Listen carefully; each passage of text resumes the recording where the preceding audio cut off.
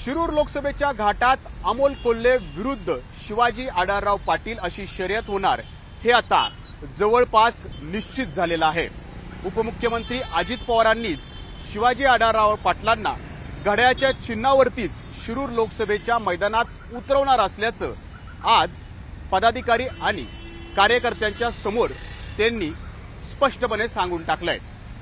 आता केवळ औपचारिकता बाकी आहे, परंतु शिवाजी आढळराव पाटलांच्या उमेदवारीवर शिक्कामोर्तब करण्यापूर्वी अजित पवार बेरजेचं राजकारण करू पाहतायत। या शिरूर लोकसभेतलं नाराजी नाट्य दूर करू पाहतायत। यासाठी अजित पवार नेमके काय काय पावलं उचलतायत हेच आपल्याला या वेब एक्सप्लेनर मधून पाहायचं आहे। कॅमेरामन राजेश बिडकरसह मी नाजिब मुल्ला तुमचं एबीपी माझाच्या या वेब एक्सप्लेनर मध्ये स्वागत करतो। अमोल कोल्हेंना मी दुसऱ्यांदा खासदार होऊ देणार नाही असं खुलं आव्हान अजित पवारांनी काही दिवसांपूर्वी दिलं, परंतु आता अजित पवारांना अमोल कोल्हेंना जर पराभूत करायचं असेल तर अमोल कोल्हेंच्या विरोधात तितकाच तुल्यबळ उमेदवार देणं हेही तितकंच महत्त्वाचं आहे। आणि यासाठीच अजित पवार शिंदे गटातला एक शिलेदार आपल्याकडे खेचू पाहतायत आणि तो शिलेदार आहे माजी खासदार शिवाजीराव आढळराव पाटील।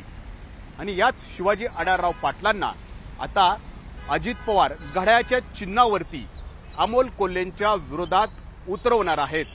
तशा प्रकारची सगळी पावलं ते उचलताना पाहतायत, परंतु शिवाजी आढळरावांना राष्ट्रवादी काँग्रेसमध्ये घ्यायचं आणि त्यांना तिकीट द्यायचं याला विरोध होतानाही दिसतोय आणि तो विरोध स्वपक्षीयांनीच केलाय। खेड आळंदीचे आमदार दिलीप मोहिते पाटील आणि भोसरीचे माजी आमदार विलास लांडे पाटील हे दोघं तलवार उपसून अजित पवारांच्या समोर उभे ठाकले होते, परंतु अजित पवारांनी या दोघांचाही राग जो आहे तो शांत केलाय।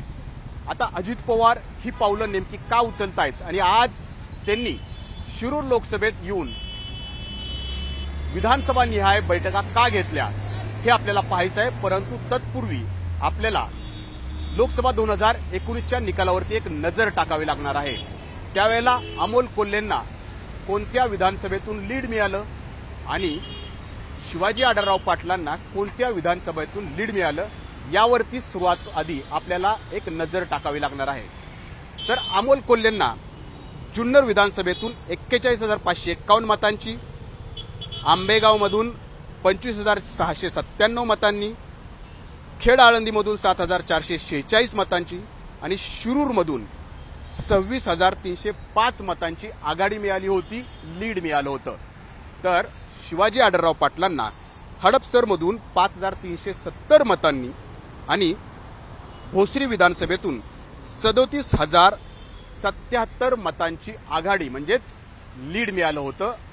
आणि ह्या सगळ्यांची तुलना केली तर अमोल कोल्हेंनी बाजी मारली होती 58,483 मतांनी।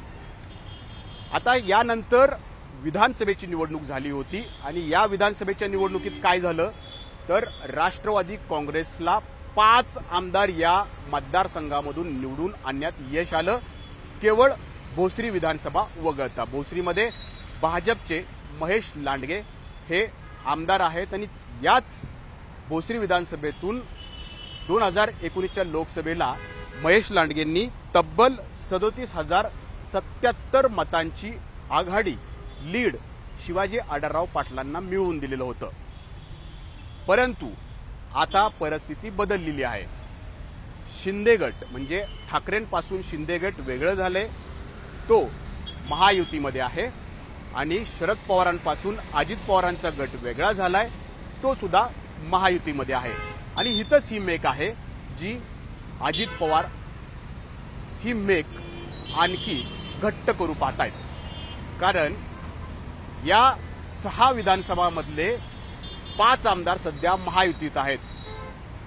शिरूर विधानसभेचे आमदार वगळता इतर प्रत्येक ठिकाणचे आमदार हे महायुतीमध्ये आहेत। त्यातले 4 आमदार हे राष्ट्रवादी काँग्रेस म्हणजे अजित पवार गटाकडे आहेत। जुन्नर, आंबेगाव, खेड आळंदी आणि हडपसर या विधानसभेचे आमदार अजित पवारांकडे आहेत आणि एक भाजपचे आमदार आहेत महेश लांडगे, जे महायुतीत आहेत. आता या 5 ठिकाणी जर अजित पवारांनी चांगली ताकद लावली आणि या आमदारांना जर प्रचाराच्या रिंगणात उतरवलं तर शिवाजी आढळराव हे अमोल कोल्हेंवरती मात करू शकतात असं बेरजेचं गणित या ठिकाणी अजित पवारांनी आखलंय. परंतु त्याआधी त्यांनी आज शिरूर लोकसभेत ही बैठक घेतली आणि विधानसभा निहाय सगळ्या पदाधिकाऱ्यांनी कार्यकर्त्यांना बोलवलं. कारण बऱ्याच जणांचा सूर आहे की आढळराव पाटलांना राष्ट्रवादीत घेऊ नका आणि त्यांना घड्याळ्याच्या चिन्हावरती शिरूर लोकसभेच्या रिंगणात उतरवू नका. तत्पूर्वी अजित पवार ही खबरदारी घेत आहेत आणि या सगळ्यांचा राग जो आहे तो शमवतायत, त्यांना नमवतायत. त्यांना ज्या पद्धतीनं ते आक्रमक झालेत तर त्यांना कशा पद्धतीनं आपल्याकडं घ्यायचं आणि आपल्याकडं बोलून त्यांच्या मनातलं सगळं काढून आज त्यांनी या ठिकाणी घेतलं आणि त्यांना स्पष्टपणे सांगितलं की शिवाजी आढळराव पाटलांचा आपल्याला प्रचार करायचा आहे, त्यांना निवडून आणायचं आहे. शिवाजी आढळराव पाटील जेव्हा खासदार होतील त्यावेळेला ते विधानसभांमध्ये लक्ष घालणार नाहीत, आमदारांच्या पायात पाय घालणार नाहीत. आढळराव खासदारकीचं काम करतील आणि तुम्ही आमदारकीचं काम कराल, अशा प्रकारचा शब्द अजित पवारांनी या ठिकाणी दिलेला आहे. आणि हेच सगळं गणित जे आहे ते अजित पवार शिवाजी आढळराव पाटलांच्या उमेदवारीवर शिक्कामोर्तब करण्यापूर्वी साधू इच्छित आहेत. त्यासाठीच त्यांनी आज ही बैठक बोलवली आणि या बैठकीची इतर वेळी आपण बघतो की माध्यमांना अजित पवारांचे दौरे हे आदल्या दिवशीच मिळतात, परंतु आजचा अजित पवारांचा दौरा हा माध्यमांपर्यंत पोहोचलेला नव्हता. सकाळी सकाळी अजित पवार खेड आळंदीमध्ये दिलीप मोहितेंच्या घरी येत आहेत आणि दिलीप मोहितेंची आढळरावांबद्दलची नाराजी दूर करतायत अशा प्रकारची माहिती सूत्रांकडून मीडियाला मिळाली. मीडिया त्या ठिकाणी पोहोचलं, परंतु अजित पवारांच्या या दौऱ्याची माहिती अतिशय गुप्त ठेवण्यात आलेली होती. त्याचं कारणच तसं आहे की मीडियापर्यंत अजित पवार तिथं आलेत हे पोचू द्यायचं नव्हतं आणि अजित पवार नेमकं काय गणित साधतायत हे कळू द्यायचं नव्हतं. परंतु हे सगळी माहिती मीडियापर्यंत पोहोचलीच आणि अजित पवार आज या ठिकाणी आले आणि त्यांनी आपल्या राष्ट्रवादीच्या सगळ्या पदाधिकाऱ्यांना आणि कार्यकर्त्यांना स्पष्टपणे संकेत दिले, स्पष्टपणे त्यांच्यासमोर घोषित केलं की शिवाजी आढळराव पाटील हेच घड्याळ्याच्या चिन्हावरती शिरूर लोकसभेत उभे राहतील. आता यावरती अजित पवार नेमका शिक्कामोर्तब कधी करतात. आणि दुसरी गोष्ट अशी आहे की शिवाजी आढळराव पाटील अमोल कोल्हेंना पराभूत करतात का, अमोल कोल्हेंना जे अजित पवारांनी आव्हान दिलंय ते आव्हान पेलतात का. कारण अजित पवारांनी हे जे काही गणित आत्ता पेपरवरती साधलेलं आहे आणि ते या 5 आमदारांच्या द्वारे ते सत्यात उतरू पाहतात, ते गणित सत्यात उतरतं का हे आपल्याला 4 जूनच्या निकालातच कळणार आहे.